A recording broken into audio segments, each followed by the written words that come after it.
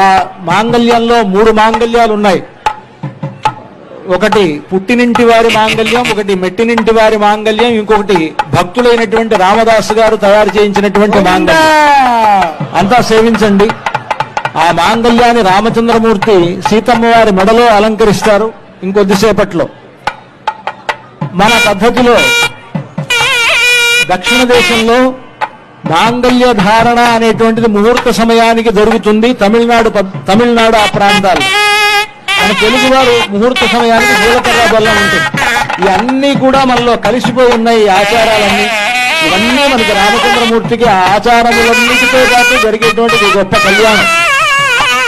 ఆ రామచంద్రమూర్తి సీతమ్మ వారి మెడలో ఆ మాంగళ్యాన్ని ధరింపజేసేటప్పుడు జగద్రక్షణ హేతున అంటారు. ఈ జగత్తును మొత్తాన్ని కాపాడడం కోసమని సీతమ్మ వారితో ఆయనకు కళ్యాణం జరుగుతున్నది కనుక మాంగళ్య తంతునానేన జగద్రక్షణ హేతున కంఠేర్పయామి శుభగే. ఇక్కడ మామూలుగా అందరూ కంఠే బధ్నామి అని అంటారు, కంఠే అర్పయామి అని అంటారు.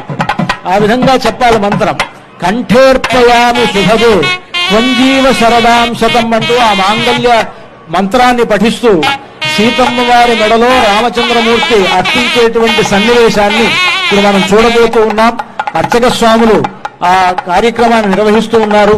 సాక్షాత్తు రామచంద్రమూర్తి సీతమ్మ వారి మెడలో ఆ మాంగళ్యాన్ని ధరింపజేస్తూ ఉన్నారు. సుమంగళీరితి మంత్రేణ శ్రీ సీతామహాలక్ష్మీదేవ్యాః కంఠే మంగళసూత్రం బధ్వా